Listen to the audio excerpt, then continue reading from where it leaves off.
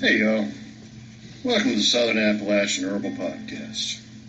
I'm Judson Carroll and I'm an herbalist. I'm also a wild crafter, a gardener, and herb grower. I'm coming to you from high atop the beautiful Blue Ridge Mountains of North Carolina, just a stone's throw from the Tennessee line, overlooking the Pisgah National Forest. Absolutely surrounded by the bounty of God's green earth.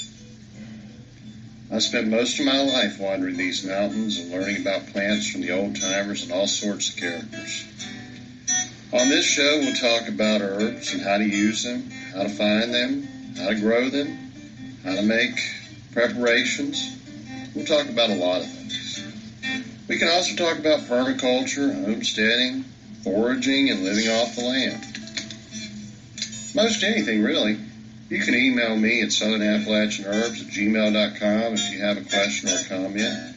You can also contact me through the Grow Network, where I'm a regular contributor and a moderator for the forums. And my blog is, of course, southernappalachianherbs@blogspot.com. All right, y'all. I'm going to sit my guitar down and let's talk about herbs.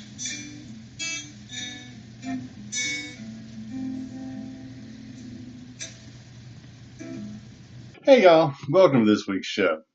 As promised, I have a big announcement this week. It's something I've been working on for well over 3 months now. And you know what? I'll put it in the context of our little 2-minute Latin lesson because once again, I forgot to do the little Latin lesson last week and people missed it. So, Librum Novum Habeo. That means Librum, book, Novum, new. Habeo means I have. I have a new book. Librum Novum Scribo. I wrote a new book. This is, I think, going to be probably my most popular book yet. Up to this point, my most popular book by far has been Herbal Medicine for Preppers, Homesteaders, and Permaculture People. This is actually volume 2 in that series.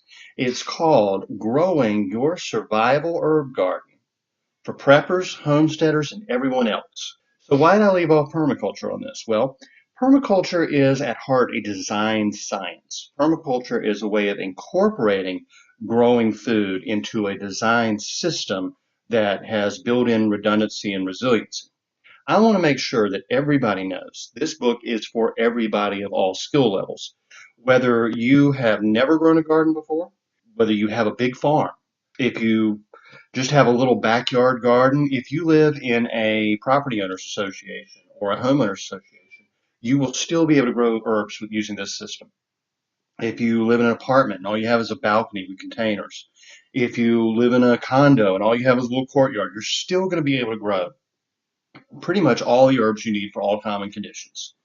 You know, I really spent a lot of time thinking about this for people with those limitations. You know, where I live in the middle of the woods, basically in a national forest, up a gravel road. I don't worry about how my gardens look.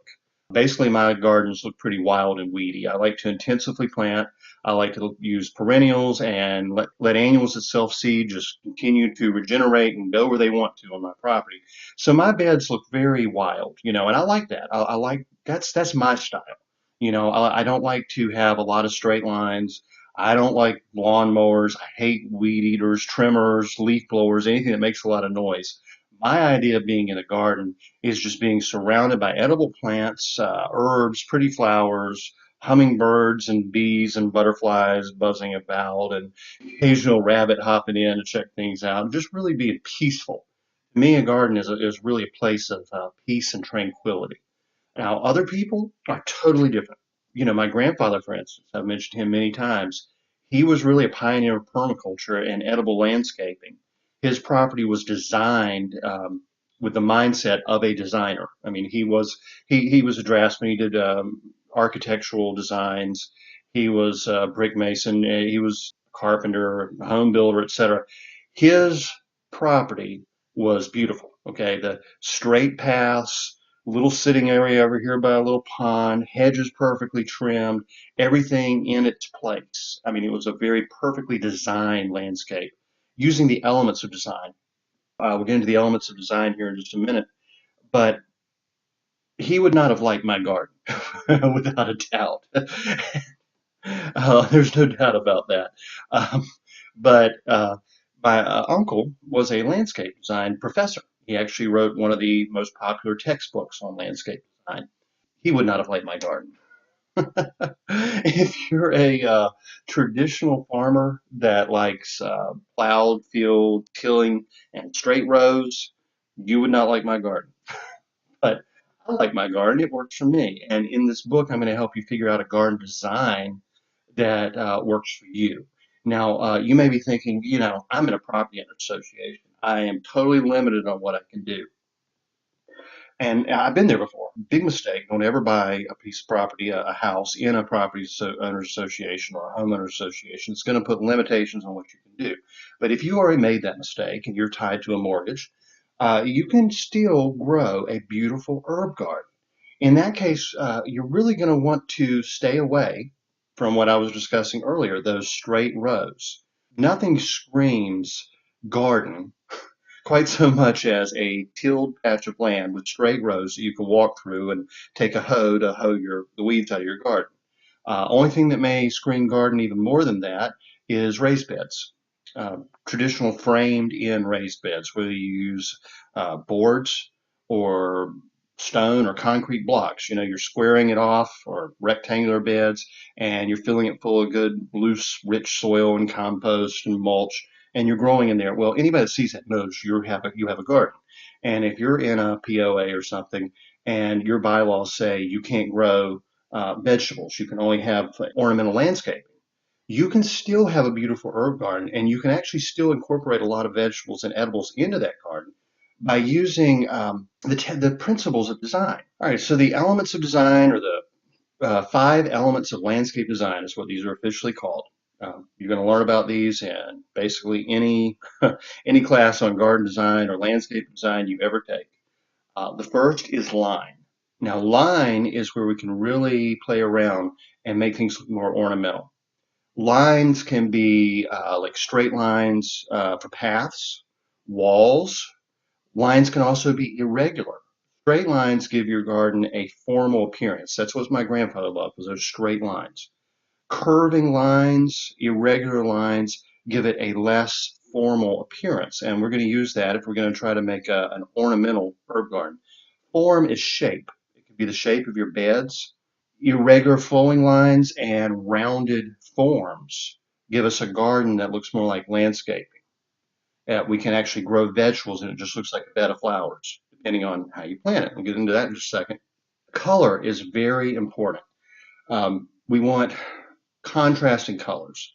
If you think about, and there's several reasons this is good to think about. First of all, whenever you've planted a garden in the past, more than likely you've had to deal with insects and other pests.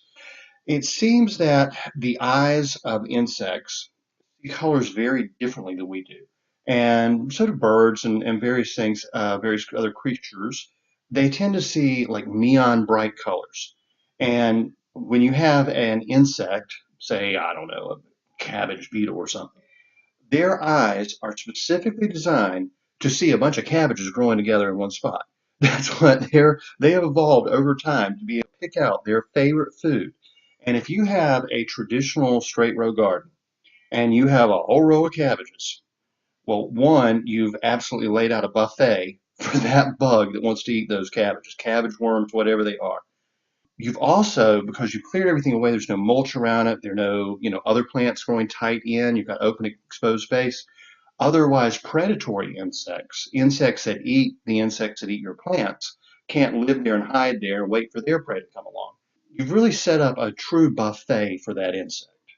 And that's what one way we can avoid doing that is interplanting, mixing colors. But in terms of design, you want to think about the color of your foliage, the color of the leaves. Is it going to be a nice silvery gray like some of the artemisias? Is it going to be a bright green like the mints?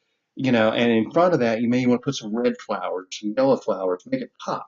If you do that, if you incorporate, most of the herbs we're growing actually have very pretty flowers, but you can also use ornamental flowers. Make sure you know what's what, label everything so you know what you got planted where.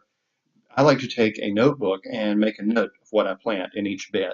You can also get one of those notebooks that has a grid pattern in it.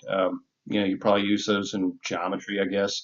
And you can actually kind of draw out your garden bed, and in each one of those little grid squares, you can put a number and then put that corresponding number below and write down what you have planted there. It's a really easy way to remember what you planted where, by the way. But if we're mixing colors, immediately that gives the garden an ornamental look. And then, when you have all those colors mixed together, you can put vegetables right in there in the garden, and no one in your POA is going to know it or recognize it as being anything other than ornamental landscaping. That's a really good trick. I've seen people even grow wheat in property owner associations using the wheat as an ornamental grass, essentially a backdrop to a flower bed. It was very nice. Texture is very important. Some leaves are spiky. Think of like holly or milk thistle. Some are rounded and smooth. Some of them have a soft, downy texture. Again, mixing in all these textures um, also gives an ornamental appearance to the garden. That can also be the texture of like stone pathways as opposed to mulch. Those are two different textures. Soft grasses as opposed to a hardscape, different textures. The more textures we incorporate, the more visually appealing things are. And then scale, the size of what you're planting, the size of the features in your garden. One of the main things, if you're really planting for that visual appeal to make it look like landscaping, is to put smaller plants as a border, and then step it back to maybe a plant that grows 3 or 4 inches taller, and then step it back to one that grows a little bit taller, right? And then in the back, maybe you've got some bushes or some taller herbs. Some herbs that we plant may grow 3 or 4 feet tall, and even in just one season. I mean, some of these really do grow very quickly. And if we put them at the back, then we've got that whole visual appeal. We've laid out this whole nice approach to taller plants, but it also takes into factoring sun angle. As the sun moves from east to west, the areas of direct sunlight change in your garden. And if you plant tall plants where they're going to shade smaller plants, you just defeated your purpose. You want to put the smaller plants where they're going to get the sun, and then the taller plants behind them because they're still going to get the sun. So these are just some ideas, if you happen to live in a property owners association. And a lot of, I think for every one of the topics, the categories in this book, I make clear, whether you're growing it like I do, whether you're growing it, in a traditional way, or whether you're growing it in what needs to be an ornamental landscape, how you could incorporate it to take full advantage of your property and not run afoul of the, little tin pot dictators that tend to run property owner associations. So we get into garden techniques. I explain biointensive gardening, which is how I like to garden. I've explained this before. I'll just run through it quickly in case you haven't heard it before. It's double dug beds. Essentially, I lay out a bed. It's called a double reach bed. Now, one thing I don't like to do is your traditional straight row garden beds, like in a farmer's backyard. Okay. Those straight row garden beds were originally designed for someone to walk through there with a hoe and dig out weeds, to walk through and irrigate and pick. Later on, they expanded and they're designed in straight lines so a tractor can drive through there. We don't need that in our yard. What actually works better in a small scale in our yard are double reach beds. We're going to lay out a rectangular bed, maybe 6 feet wide, depending on how long your arm is. You want to be able to kneel or just kind of, crouch down, squat down on one side, and be able to reach all the way into the middle of the bed from either side. So I do my rows my rows depend on what part of the yard I'm planting in or what part of the property. I mean, I could do very long rows, say 30 or 40 yards long. And in another area, I may have a row that's 20 feet long. But for me, about 6 feet wide works. I'm going to go through there and from one end of that row to the other, I'm going to take the topsoil off and lay it to the side, then dig down a foot of soil and lay that to the side, and take a spading fork and loosen the subsoil underneath. Then into that trench, what I'm doing is a trench across the bed, a square foot wide and say 6 feet long. Okay, so it's a trench that goes across the bed. I'm going to put mulch, any kind of organic matter, leaves, sticks, whatever, just chop it up and put it down in there. Then I'm going to put the soil back in on top of that. And then I'm going to take the topsoil and invert it so all the grass and weeds are facing down, and then put it on top. And then I'm going to lay another layer of mulch across the top of that. Mulch, compost, like I said, sticks and twigs, leaves, anything that you can just chop up, run over it with your lawnmower, put it on there. And I'm going to do that 1 foot wide trench at a time until I've gone from one end of that garden bed to the next. Now that gives me a naturally raised bed. That gives me a bed that doesn't have sides made of cinder block or wood. It is more mounded in shape, and it's raised anywhere from 3 to 6 inches. I mean, when I first dig it and I put everything in, it's going to be, say, 6 inches, 6 to 12 inches tall. And as that soil kind of settles and it rains, it's still going to be a good 3 to 5 inches above the ground around it where I'm going to be walking. I'm never going to step in that bed. I'm going to reach in and plant it. And I'm going to plant that bed intensively. I am literally going to take, I have a square foot square. It's just some lathe, so a wooden square that I lay down. And a lot of times I'll consult the old Square Foot Gardening by Mel Bartholomew, or I'll just I keep notes on how much space each plant needs. And I know in this square, just say I'm doing vegetables, right? I can put so many carrots, and in between those carrots, I can put so many radishes. Wonderful use of that space. That one square grows a whole lot more than if I'm growing in straight rows. And I'm going to have in that bed every square foot planted that way. I'll have shorter herbs, taller herbs. I will interplant. I might have a cabbage here, and in between, it just really depends on the sun angle and what I actually have that I'm planting at that time. One thing I really like to plant in an area like that is going to be a lot of chives. Chives are, and onions and garlic and all kinds of stuff like that. They are really good at keeping pests out of the garden. Moles don't like to dig through a row of garlic or onions. A lot of bugs repelled by the smell of onions and chives, especially the garlic chives. That's a really good thing to plant around your vegetables that are really attractive to a lot of pests. Some are more so than others. So anyway, I'm interplanting this whole area. Now thinking back to the more ornamental landscaping garden, when we think of form, by doing the beds that way, you have a rounded shape, and you don't have solid sides, and you don't have to have straight rows. This could be a wavy line, it could be curved, it could be arched, whatever works for your property. And if you plant it this way, I mean, somebody driving by or somebody walking by says, wow, look at all those pretty flowers and all those interesting textured leaves. They're not even going to know what you're growing. And so many of the herbs really are very pretty. Take, for instance, pleurisy root. Pleurisy root is in the milkweed family. It is an excellent herb for reducing lung congestion and inflammation. It's good for pleurisy. Obviously, that's what it's named for. That's the inflammation of the lining around the lungs. It's also good for pneumonia and bronchitis and all kinds of things. It has these gorgeous orange flowers. And it's a nice tall plant. Put that at the back of your bed. Not only is everybody going to walk by it and say, wow, look at that. They're going to be asking you, what is that plant? Can I get some seeds? I mean, it's that pretty. And a lot of these are. I mean, hyssop, anise hyssop, both of those. One has purple, the other has a light lavender flower. Absolutely gorgeous. Lemongrass. Lemongrass makes an absolutely wonderful border because it helps repel insects, but it's also got this nice, grassy yellow. It's a nice tall form to it. It can really offset, say, if you planted maybe in front of it or behind it, some bugleweed, which is only going to grow maybe 6 inches tall with deep blue flowers and a purple foliage. I mean, you can begin to visualize why the herb garden can be absolutely as beautiful as the most formal garden. I like to interplant. I don't like to have more than about a row or two of one thing together and then another row behind it.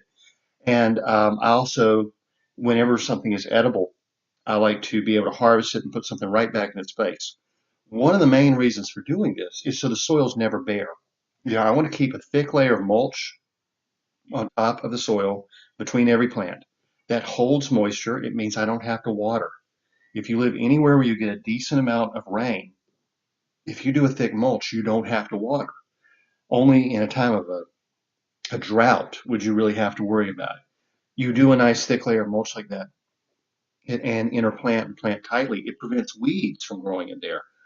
If a weed seed gets down there, it can't get enough sunlight. Really having that bare ground that you have in a traditional row garden, it invites bugs and pests.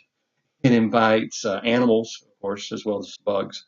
It invites weeds. Water evaporates from the soil so quickly, you're constantly having to irrigate it to keep your plants from drying out.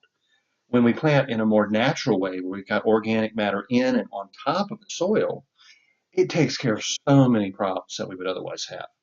And to really emphasize just how beautiful gardens like this can be, I have a friend who is in her late 90s. She's a master gardener, certified master gardener. She teaches. She's not into really growing vegetables or herbs. She loves to grow flowers and native plants. Now, in this neighborhood where she lives, probably a half, if not more, of the native plants that she grows would be considered weeds by most people. We're talking mullein. I mean, a lot of different, let's see, showy rattlebox is one I've seen growing in her yard. So many dandelions and plantains and things, I would grow intentionally. She just likes to let them be. And most people are spending a fortune and soaking their land in chemicals and exposing themselves to cancer-causing agents to kill all those weeds, right? Well, using these elements of design, she has a semicircle driveway and she has a curving walk up to her door, flagstone. And then all around, she has these mounded raised beds, the way I would do them. And they're in different shapes, like between the driveway and the road, it being a semicircle. She's got this big round bed out there, big oval shaped bed. And it's just full of probably 3 dozen different types of flowers and wildflowers, especially. And then she's got walkways, paths going behind her house, all kinds of arbors with vines growing up. She has like a Carolina jessamine, gelsemium growing on one, some honeysuckle on another one, a trumpet vine of some sort. And anyway, all kinds of nice vining plants going over those arbors and trellises, various bushes, lots of trees. She's brought in just all kinds of just incredible plants. So you walk through her yard, you're not thinking, hey, I'm walking through a bunch of weeds. You're thinking, wow, place is like a botanical garden. I mean, it's just really gorgeous. And she has other little elements. She has, fountains and water features and different things. She's a retired art teacher. So she has all kinds of little artistic sculptures and such as that. And the place is absolutely beautiful. Her property is a show place. And, next door and 2 doors down, you've got people with these just barren grass lawns. Nothing growing in that yard but grass. And anything that pops its head up, they're going to go spray it with Roundup. They're constantly fighting and spending money. And she just lets things go to seed and replant themselves where they wish, for the most part. And she's always adding to. Which that's what she mainly does is just keep adding plants every year. She has a beautiful fern grove. I mean, just incredible. I mean, it's just gorgeous. And one thing I think that is really great, this lady, like I said, she's in her late 90s. She has more energy than I do. She has more energy than most 30-year-olds because of her love of gardening. She constantly has her hands in the soil. She's constantly thinking and planning and learning about plants. And I think that's really important. I don't think there really is any such thing as an expert gardener. There are a lot of people that would probably hold themselves out as being an expert in the field of gardening or farming. And there are people with PhDs in horticulture, agriculture, and all that. Well, no one person can really truly be a master gardener. We're always learning about more plants. I keep, like I said, a notebook, and I keep notes on each plant.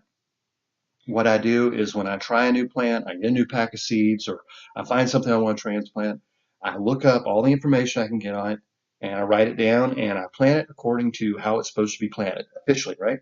At least 7 times out of 10. I end up completely rewriting those notes because I figured out a better way to do it, or it didn't work the way the experts told me. It's gardening is a constant learning process, and it's really it's so good for the soul. Get out there and get your hands in the soil, especially if you're a natural gardener, if you're not using a lot of chemicals and pesticides and all that nasty stuff. In the springtime, you're looking at that last frost date. When can I plant? And before that last frost date, there's some things you can plant. One of the things I'm really specific about in this book is that most of the herbs we grow, I'm going to say 80%, maybe even a little higher, are perennials or biennials. That means they either growing for several years in one place, or they grow out in the first year, and the second year they set seed, and then they die away. All those plants, all of them, the seeds need what's called stratification.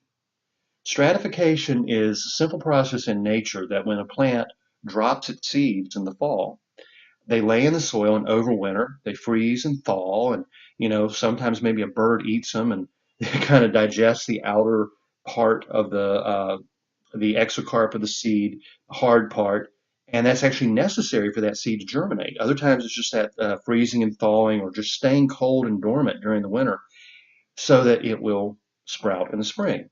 Well, the great thing about gardening with herbs is it really gives us a second season for our garden and it reduces the amount of work we have to do. If I'm thinking like, here it is, April 10, I guess, as I'm recording this. My last frost date is somewhere between May 8 and May 20. I usually shoot for about May 12 to 15. Right now, probably 90% of vegetables I can't plant. We're going to have more freezes. They could sprout and they're going to be killed by frost. Now, I can go ahead, I can put peas out there, carrots and onions, let's see, spinach, mustard greens, several things. You have several collards, kale, maybe lettuces, maybe wait another week or two on lettuces. Oh, certainly radishes. Yeah, radishes are super easy. I love using radishes because they grow out within 30 days. You can pull them and put something else in place. You can have radishes all throughout the season. And the radish greens are very good too, by the way. But anyway, I'm getting off on a tangent. And it's very easy to do when you're gardening because it's a lot of fun. Right now, there are not a lot of vegetables I can think about planting. There are a ton of herbs I can think about planting.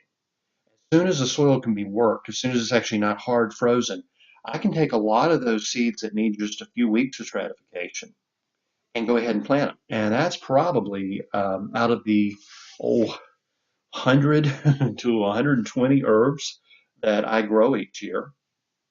That's probably about 40 to 50. I'm thinking that only need maybe 2 to 3, 4 weeks of stratification, maybe even more like 60.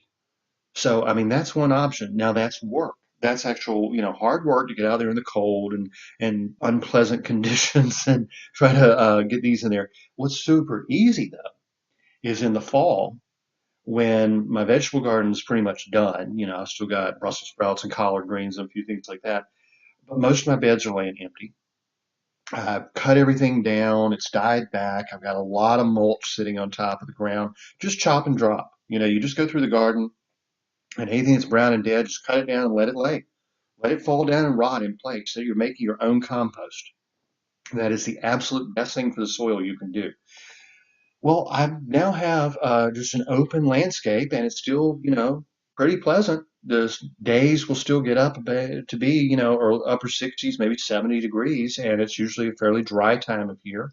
And I got a lot of leaves falling, which are going to give me even more compost and mulch. That's a great time to plant all those seeds that need stratification.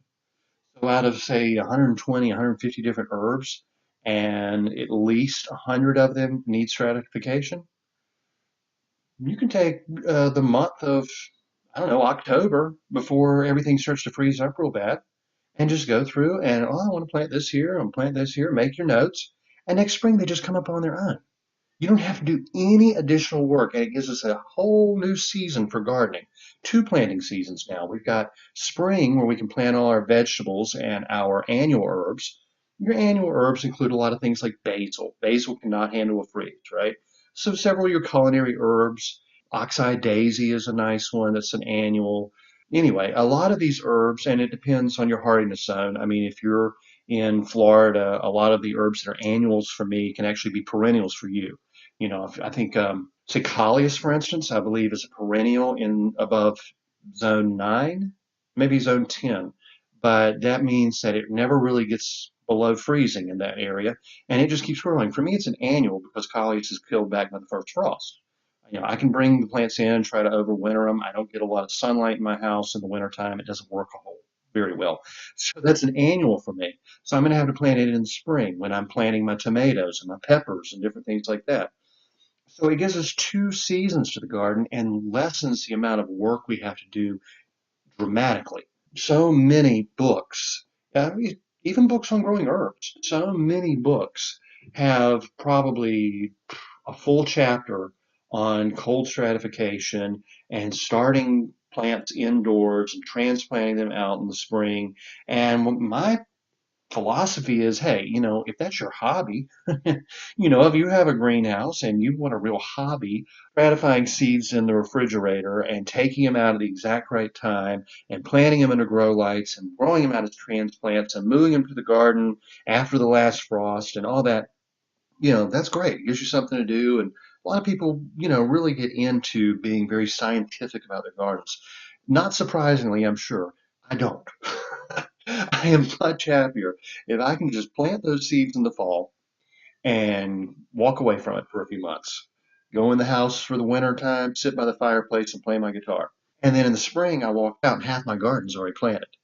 Half my garden's coming up with beautiful flowers while I am, thinking about, well, where do I want to grow my lettuce this year? And where do I want my peas and beans this year? And, do I want to put a new bed over here? And it allows me to focus on certain herbs in the winter and the fall that are just going to come up on their own in the spring, vegetables in the spring, and certain herbs also in the spring.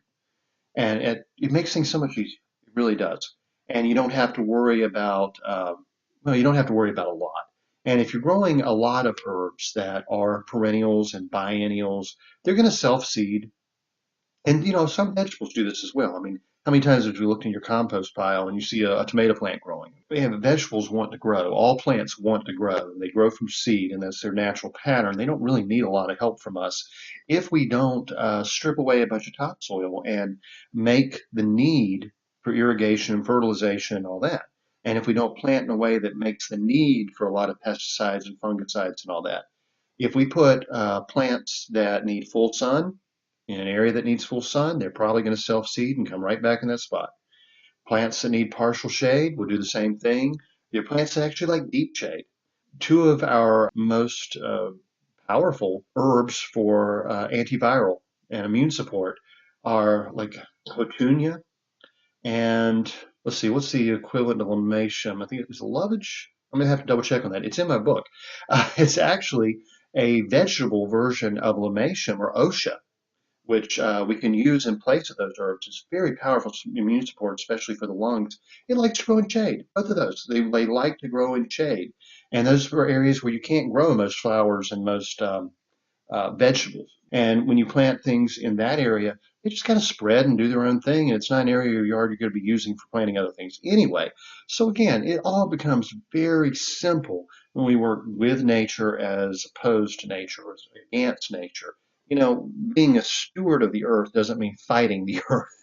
It really means working with natural patterns. Let me just kind of run through just a basic overview of the book now that you've kind of got my philosophy and you've got an idea of what it's all about. Like I said, this is Growing Your Survival Herb Garden for Preppers, Homesteaders, and Everyone Else by Judson Carroll, of course. It is available now on Amazon in paperback, or you can get your Kindle version there. It's available directly through me, judsoncarroll.com or southernappalachianherbs.blogspot.com as an ebook, a PDF. And if you like an ebook and if PDF format works for you, I would hope you will buy it from me because I don't have to pay the royalties on that. I get the full amount of money as opposed to the bookseller getting a cut for the same file. If you do, if you need your ebook in a different format, that's fine. And if you want a paperback, I totally understand that. I always prefer a physical book. And right now, Amazon is the only affordable way to do print on demand. I wish there was another option, but Amazon is it right now. And you can find me on Amazon or Judson Carroll. I'm the Judson Carroll that writes the herb books, not the guy that used to write history books 100 years ago. And, um, so after we go through, I guess you would say the introduction which is sort of my philosophy of herbal medicine, how I use things. I'm always talking about kitchen medicine. I want you to be able to have on hand what you need for your specific illness at the time, or preventatively, or if it's something like allergies where you're just through the years you're doing basic herbal maintenance, we could say, I want you to have what you need on hand. When you're sick, that is not the time to go out and buy what you need. You want to have what you need on hand so you don't have to go out and expose other people to your sickness and create an epidemic or a pandemic, right? You can stay home and treat yourself. You don't have to go sit in a doctor's office with a bunch of other sick people and be used and abused and neglected. You don't have to take a bunch of pharmaceuticals that have a side effect on the package that says, warning, may cause sudden death. You'd be amazed how many of the common drugs that people are prescribed actually have that warning in all that literature. Warning, may cause sudden death. You can stay home and have a cup of sage tea that probably won't cause sudden death. So that's always a better option, in my opinion. It is the moral thing to do if you have a sickness, not to go expose someone else to it who may be old or weak or have a compromised immune system, and you inadvertently kill that person. You cause their death. It is the responsible thing to stay home and have the herbs on hand that you need, pull them out of your kitchen cupboard or your herbal medicine cabinet, or walk into the backyard and pick what you need. That's my general philosophy of herbal medicine. Have what you need on hand and know how to use it in your own kitchen. When you get sick and if you want to treat yourselves with herbs, that's not the time to go out shopping for herbs. And even if you order them online, it's going to be a couple of days before they get to you. You want to have what you need on hand. That's what this is all about. So that's my basic philosophy. Then we get into the herbal design. We get into planting your herbal medicine cabinet. I already kind of just ran through all that. Then I talk about 5 herbs for sore throat, 5 common herbs for sore throat, and how to grow them. That's a good place to look. And I just mentioned sage. Sage is an excellent herb for a sore throat. Sage is great for cold. Sage can help break a fever. Sage can help dry up a runny nose. Sage is just an absolute, wonderful herb. The old saying that the Greeks used to say is, "Why should a man die if he has sage growing in his garden?" They considered it an absolute cure-all. Well, sage can be grown in just about any garden. It is hardy from USDA Zone 4A to 9B. It covers basically the entire continental United States and most of Canada. It doesn't need a lot of water. It likes fairly dry conditions. It grows in clumps, spaced from about 24 to 36 inches apart. Sage is one where the seed should be cold stratified. So you can plant this one in your garden in the fall, and the next spring, when you start getting some spring allergies and a sore throat, you have exactly what you need. The next fall, you want to cut sage all the way back. Don't leave sage plants upright in the garden. They don't grow as well. Sage likes to be cut down and regrown every year. It is perennial. It will grow right back. And then you have all the sage to make sage tea that you need for the cold and flu season through the winter. So sage is just like a no-brainer. Why would you not be growing sage? And it has pretty flowers, usually purple, but there's some varieties that can be, blues and pinks and reds and all that, that were actually, bred specifically for the color variety. The foliage is a nice, soft, kind of grayish green. This is an herb that can be grown in any flower garden in any property owners association in the country, and no one's going to think a thing of it. And it's also a very nice culinary herb. I mean, sage is an absolute must in sausage. It goes wonderfully with onions, in stuffing for Thanksgiving and all that. And sage is super easy to grow, so long as you make sure the flowers are cold stratified and you plant it in full sun. It does not like wet feet. Sage is from a dry Mediterranean region originally, and it will take care of itself. I like herbs that take care of themselves.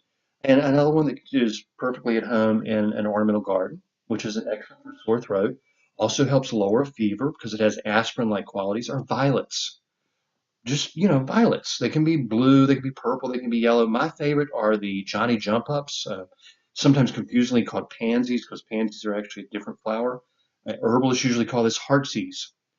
It's a violet that has just beautiful 3-colored flowers. Just gorgeous. I mean, this is one of the prettiest flowers you're going to have in the garden, and it can be used for, like I said, fevers, sore throats. It helps with colds. It's edible. It's actually very tasty. The flowers can be candied, and a lot of people will candy them and put them on wedding cakes and stuff as decoration. It can be used to reduce eye inflammation, itchy, dry, and watery, inflamed eyes. It may actually help prevent cataracts. So violets are an absolute addition. You can grow them in the garden. You can grow them in pots. They're hardy from zone 2B to 9B. 2B is frigid. 2B goes down to minus 45 degrees Fahrenheit. This is a plant. This is a perennial flower that will grow in full sun or partial shade that is hardy down to minus 45 degrees Fahrenheit and will handle temperatures over 100 degrees in the summer.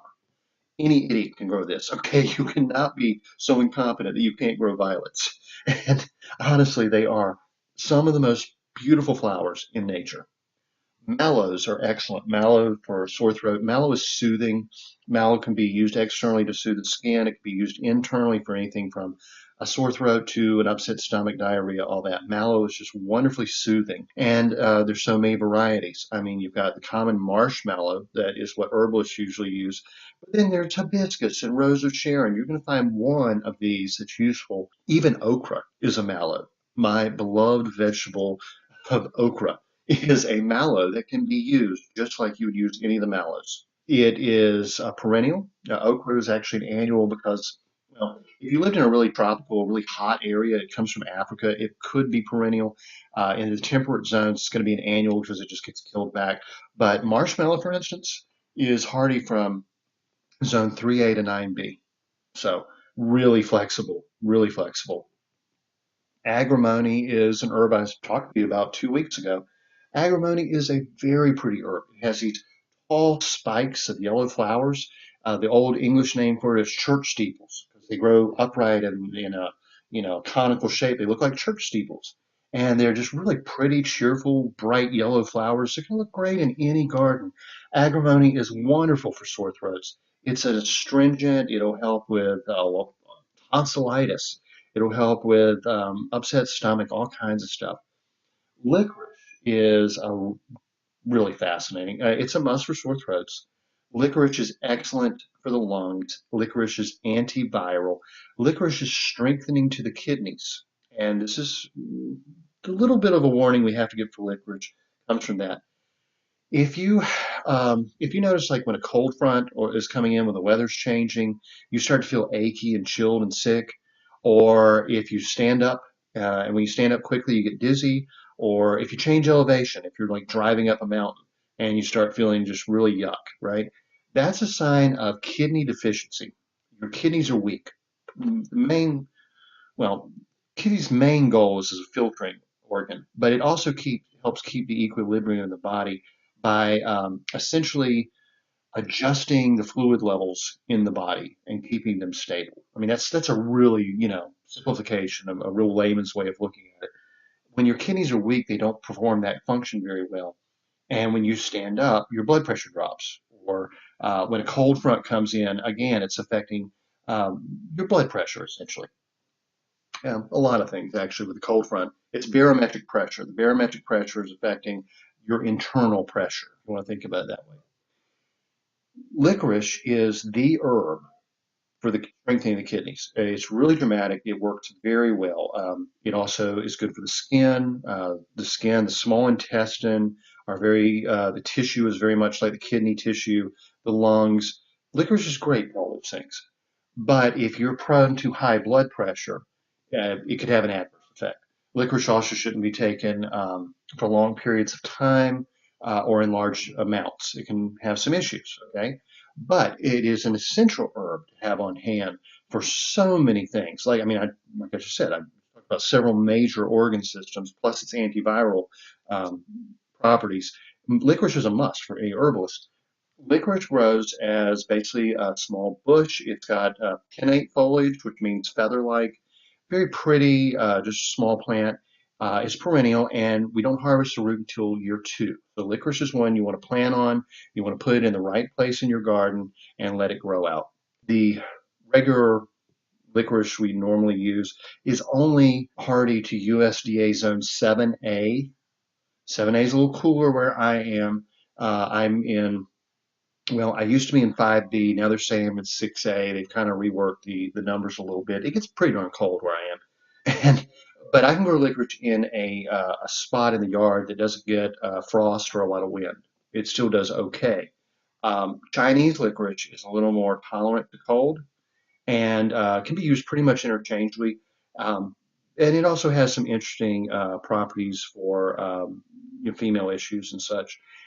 So licorice is one you want to have growing in your garden. I give you, a few other options without getting into their growing details. And I give you all the details on what needs to be stratified, how it should be grown, where you might want to place it, how far it should be spaced, how tall it's going to grow, what the color of the foliage is, what the texture is, what the color of the flowers are, etc.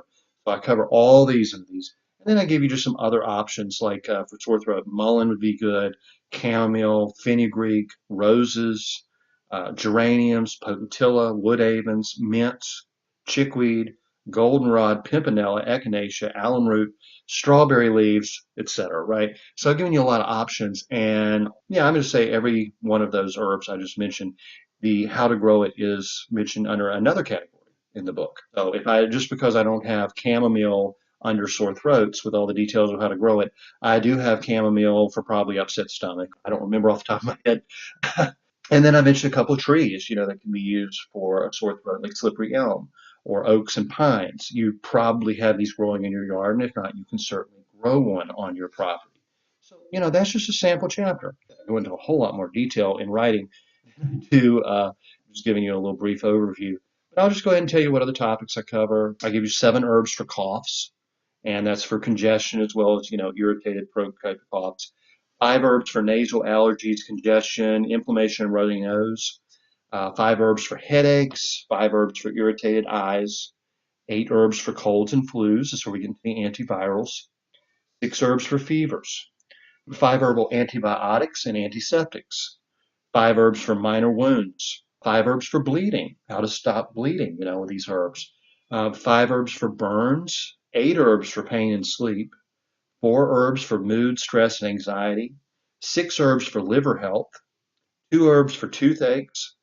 4 adaptogens. Adaptogens are really the most expensive, valuable herbs there are. I mean, we take them on a long-term basis for overall health and immune support and energy and just keeping us at our best. What they do is they reduce stress. They help the body handle stress. Like ginseng, ginseng is often worth more than its weight in gold.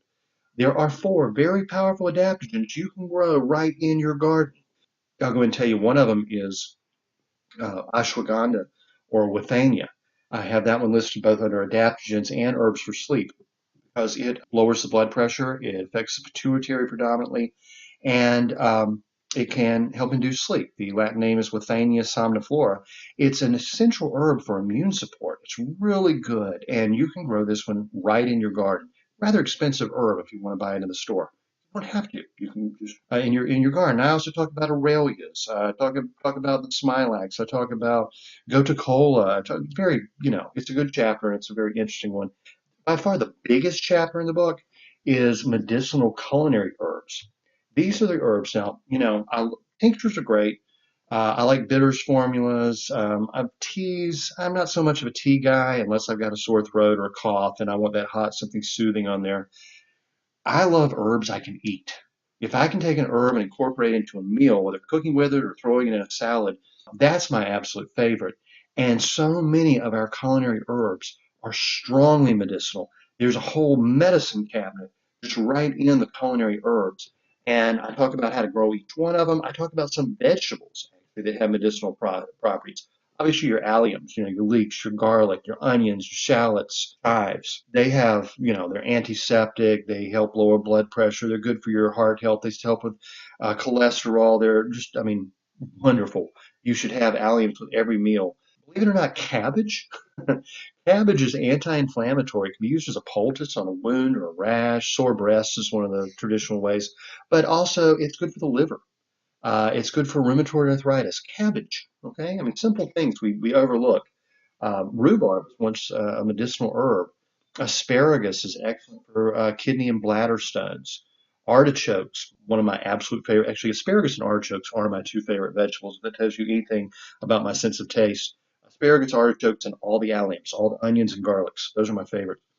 Wonderful, wonderful for liver health, gallbladder, cardoon, which cardoons are very similar to artichokes. We can grow artichokes in one place and not another, but cardoons will do well in either, or vice versa. So cardoons and artichokes are sort of interchangeable, and gives you another option. Believe it or not, celery is a plant that takes up more toxins from the soil than just about any other vegetable that's grown. So when we buy celery from the grocery store, unfortunately, it's got a lot of pesticides and herbicides in it. And really, the stuff that's labeled certified organic is sometimes even worse. If you can grow celery in your own garden, you can actually use it medicinally. It's good for the liver and everything. But the celery is actually a mood elevator. It actually helps with anxiety and depression, amazingly. Fennel is one that's both an herb and a vegetable, and it's just excellent for settling an upset stomach. Fennel is an absolute go-to. I often use it for indigestion. And then, of course, you've got like the peppers, which peppers help with colds and flus and various things like that. But, dried crushed peppers like cayenne pepper, excellent for stopping bleeding. So that's one that gets covered in a couple different places. But then, as far as medicinal culinary herbs, we talk about anise, basil, bay laurel. That's one, if you live in warmer climates, you can certainly grow. Borage, such an interesting herb. This is one you don't really see in stores very often anymore. And a lot of these, for unknown reasons, have fallen out of use. Borage it has these pretty little blue flowers. It's going to look real nice in your garden. It's an excellent addition to a salad. It tastes like cucumbers. But traditionally, herbalists would put borage in wine. They said it gave joy to the heart. It made the mind glad. It increased courage. Soldiers were actually given wine with borage before going into battle for their courage. Really interesting herb, a lot of interesting effects. Burnet, salad burnet, that's another herb that for some reason people just don't use a whole lot anymore. But it's excellent for arthritis, diarrhea. It helps break a fever. Caraway is another great one for digestion. A lot of these culinary herbs are specifically good for digestion, but then have a lot of other really interesting properties as well, such as chervil. That's another one, just like a sort of a licoricey tasting parsley, if you want to think of chervil that way. Chervil's a delicious herb with fish and eggs and all kinds of stuff, but it's also a diuretic and expectorant. It helps with wound healing. It's good for the livers and kidneys. And it's another one is a little mood elevating. It's good for the memory and depression. Talk about cilantro and coriander, which are actually the same plant. Really fascinating history, by the way. And Cosmere is one herb we just don't use a lot. It's an herb, it's a salad green. In Culpeper's time, it was so common, he said it grew in everybody's garden. Medicinally, it's good for getting rid of phlegm. It's an expectorant.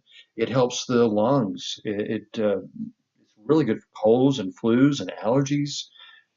Talk about cumin, dill. Dill is a wonderful herb with for digestion, of course. It's one of those go-to for digestion. It's especially good for babies and small children. It's also got some antiseptic properties, used for as a preservative for millennia. Fenugreek, lavender. Lavender can be used culinarily as well as a medicinal herb and as a scent. It's very soothing. It's very relaxing. It's bitter and aromatic. It's good for the liver, good for colds and flus. Lemon verbena, if you live in a warm climate, you can grow those too.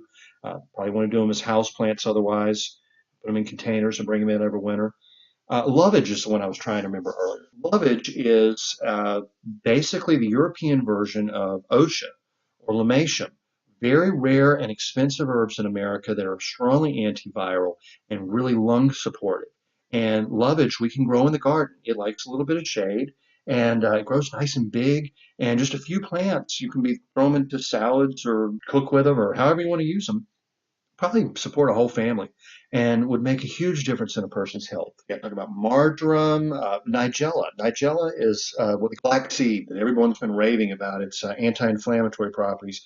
It's a really pretty flower. You can just grow right in your garden. It's no big deal. You don't have to pay a fortune to have that black seed. Oregano, which is an excellent antibiotic. Parsley, which parsley has so many wonderful benefits. In German folk medicine, parsley used for dropsy, that's water retention, stomach complaints, gravel, that's kidney and bladder stones, good for the bladder in general, the spleen and the liver. for jaundice, scrofula, swollen glands, hematuria, inflammation of the prostate, renal and bladder stones, difficult urination, asthma, pain in the chest, phlegm in the chest and stomach. I mean, and fresh parsley is so full of vitamins and minerals. It's like a multivitamin in just a few little leaves, and it makes your food taste better. Parsley doesn't have so much of its own flavor as it, well, it does actually. I kind of like the flavor of parsley, but when cooking with it, it enhances the flavor of everything else you put it in. It's good for bladder infections, cystitis. I mean, it's just good for so many things. It can even be used as a poultice for insect bites, bee stings, wounds. It has some antiseptic properties and soothing and helps heal things up. We talk about rosemary. Rosemary's a good antiviral. Savory. I get really deep into savory. Savory is another one of those herbs people don't use a lot anymore. It's really very tasty. Sweet Cicely also falls into that category. And again, these have just excellent, excellent medicinal values. Tarragon. Tarragon is actually a culinary herb that's still kind of used today a little bit. People usually put in tartar sauce, or maybe if you poach fish, you might put a little tarragon in there. It's more used in French cooking than American cooking. Tarragon's actually in the Artemisia family. It's related to wormwood. It's antiviral. It's a sedative. It has really interesting properties, and it's really underutilized. Thyme is one of the best herbs for the lungs. It's an expectorant. It's also antiviral and antibiotic. Really, thyme is a great herb to have a lot of on hand. I put it in all of my lung and asthma formulas. I use a lot of thyme. Turmeric and ginger, they're antiviral, they're anti-inflammatory, and okay, so I could go on and on about this. All totaled, it's let's see, it's 130, 133, 135 pages of how to grow all the herbs you need for any common condition you're going to encounter. This isn't like, the really exotic stuff. This is stuff you can grow in your own garden. Like I said, you can grow any of these in containers if you need to just put them on a patio or a courtyard. You can grow any of these in an ornamental garden. You can grow any of these in a formal garden. You can grow any of these in a wild garden like I like. I take the mystery out of it. I tell you, like, for instance, nettles, stinging nettles, another one of my favorite herbs I've discussed many times. They need sunlight to germinate. You cannot actually plant nettle seeds and have them come up. Nettle seeds need to be placed on top of the soil. That's one of those things, like if you don't know how to grow herbs, you're going to just put them in the ground like you would anything else, and you're going to wonder why your nettles never grow. Hell, I tell you which herbs need stratification, which herbs need scarification. Like I told you how some seeds, like a bird will eat them and they digest them and poop them out, and that's the only way the herb will germinate. Well, you take those seeds, and usually they need to be stratified as well, but then you just kind of scarify them with some sandpaper. Just kind of scratch the outside of that seed coating, just kind of thin it out a little bit, and that seed will sprout. I tell you the sunlight needs for each one. I tell you how far to space them, kind of where to plant them in the orientation of your garden. I tell you the watering needs of each one of them. And, if you follow this book, I think you're going to have a really great herb garden that's going to give you great health, a lot of really great, interesting flavors you can add to your foods. It's going to save you a fortune. I mean, really, it's going to save you a fortune. There are seed companies, even in this day and time, when there's seed shortages and, it's hard to find a lot of what we need, and the price of seeds and catalogs are going up. There's sellers like there's one called Dollar Seed, which literally sells heirloom open pollinated seeds for $1 a package. And it seems to be a really great guy. I've bought from him several times. They always put a little free package of like lettuce seeds in there and an ink pen, which is nice. And a note that says, "Thank you for doing business with us." They seem to be nice people. If you went to a store and you bought a pack of seeds for $3.75 or $4, okay, you've invested somewhere between $1 and $5 in a package of seeds, and you grow them out, and you've now got hundreds of dollars worth of that herb. That one package of seeds is probably going to have, for large seeds, maybe 20 seeds in there. If they're small seeds, it could have 200 seeds in there. And if you plant them right, you're going to have hundreds of dollars worth of medicinal herbs and food and nutrients to keep you healthy in times of, pandemics and economic disruptions and disasters. So that's why I call it survival herb garden, because these are all the herbs you need to survive. And I just make it so simple. You know me, I talk in a very straightforward, easygoing manner. I try like to make the complex simple. And that's what I do in this book. And I think it's great. I mean, I would buy this book if I hadn't written it. So it is Growing Your Survival Herb Garden for Preppers, Homesteaders, and Everyone Else by Judson Carroll, of course, available on Amazon, available on judsoncarroll.com, available on southernappalachianherbs.blogspot.com, and anywhere ebooks are sold. And hey, if you can't afford to buy a book right now, I totally understand. What you can do for me and do for yourself and for your community is request your library. Ask your local library. You can call them. You can go down, usually fill out a card. Some libraries have a form you fill out online. All they ask for is your library card number, so they want to make sure you were actually a member of the library. Otherwise, an author could get his book in every library very easily. No, they want the person who's a member of that library to request the book. So if you ask for your library to buy the book, you have access to it, and so does everybody in your community. And I still make a few bucks, which is nice. So there's one more thing to announce. I told you a couple weeks ago that I started Substack. It's under judsoncarroll.com. And Substack offers a newsletter service. I am now doing a newsletter. So if you want articles from me, I can't guarantee they're going to be every week. I'm not charging. This is a free newsletter. I'm going to have gardening tips as my garden gets planted out this spring and I start establishing some new areas, new beds and new areas. I'm going to document that. I'm going to give you tips throughout the season on herb gardening, herb growing. I'm going to give you tips for using herbs medicinally. We'll probably do some recipes. I love to cook and eat. And my weekly articles will probably also be featured in the Substack, which goes, sometimes I'll write 12 pages on one herb. Yeah, I know it's excessive, but I get really fascinated by these topics sometimes, and other times they're much more brief.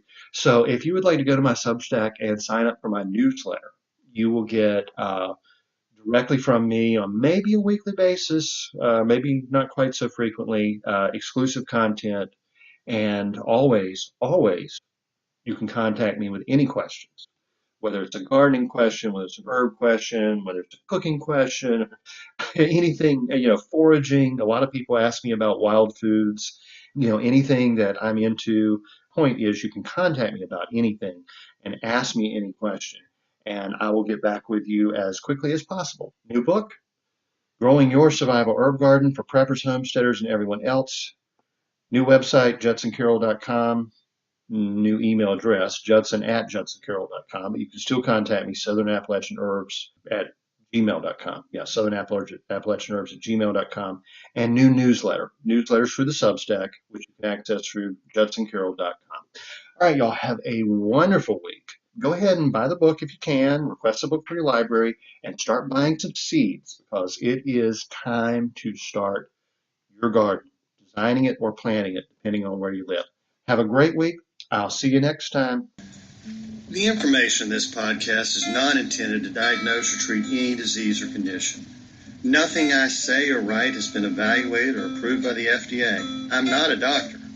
The U.S. government does not recognize the practice of herbal medicine, and there is no governing body regulating herbalists. Therefore, I'm really just a guy who studies herbs. I'm not offering any advice. I won't even claim that anything I write or say is accurate or true. I can tell you what herbs have been traditionally used for. I can tell you my own experience and if I believe an herb has helped me. I cannot nor would I tell you to do the same. If you use an herb anyone recommends, you are treating yourself. You take full responsibility for your health. Humans are individuals and no two are identical. What works for me may not work for you. You may have an allergy, a sensitivity, an underlying condition that no one else even shares and you don't even know about. Be careful with your health. By continuing to listen to my podcast or read my blog, you agree to be responsible for yourself, do your own research, make your own choices, and not to blame me for anything ever.